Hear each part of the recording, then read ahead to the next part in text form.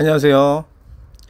북한이 초강력 EMP 폭탄 개발에 이미 성공했다는 분석이 나왔습니다.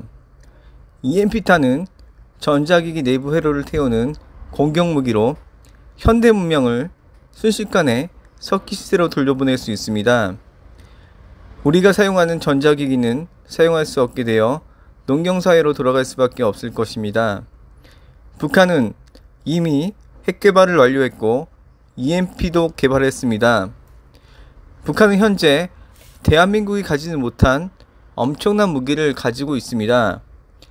북한에게 이제 남은 것은 핵미사일이나 EMP를 미국까지 날릴 수 있는 ICBM 대륙간 탄도미사일 개발이 남게 되었습니다.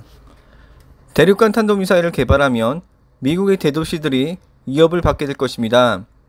그 상황이 오기 전에 미국은 북한을 선제 공격할 가능성이 높아집니다.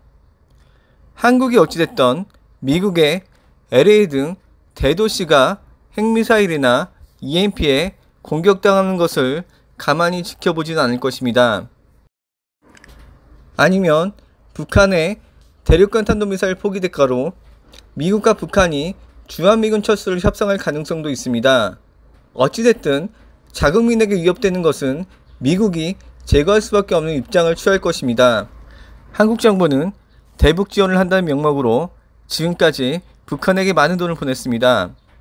북한 정권은 그 돈을 밥을 제대로 먹지 못하는 북한 주민에게 사용하지 않고 체제 유지와 핵무기 개발에 대북 지원금을 사용했습니다. 한국과 이스라엘의 핵무기에 대한 대처법이 너무나 틀립니다.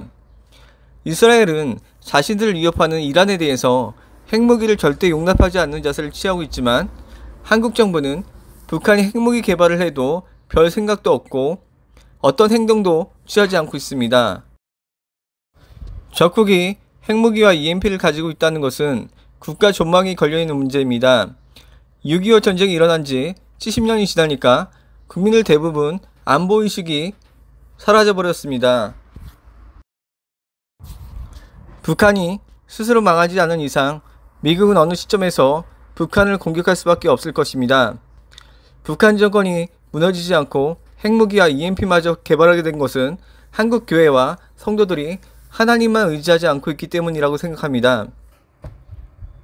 WCC처럼 종교 다원주의로 가는 교회들도 있고 동성애를 허용하는 교회, 하나님보다도 부동산이나 세상의 재물들이 삶의 가치의 기준이 된 성도들이 많은 것 같습니다. 하나님만을 온전히 붙잡지 않는다면 심판의 시간이 올 것입니다. 우리가 할 수 있는 것은 언제 어떤 일이 있더라도 하나님께서 인정하시는 거룩하고 정결한 주님의 신부로 사는 방법밖에 없을 것입니다. 지금은 하나님께서 우리에게 회개하라고 주신 시간입니다. 모든 전쟁은 하나님께 달려 있습니다. 교회들이 회개하고 하나님께로 돌아가면 전쟁은 일어나지 않고 북한 정권은 무너질 것입니다. 예수님은 곧 오십니다. 마라나타.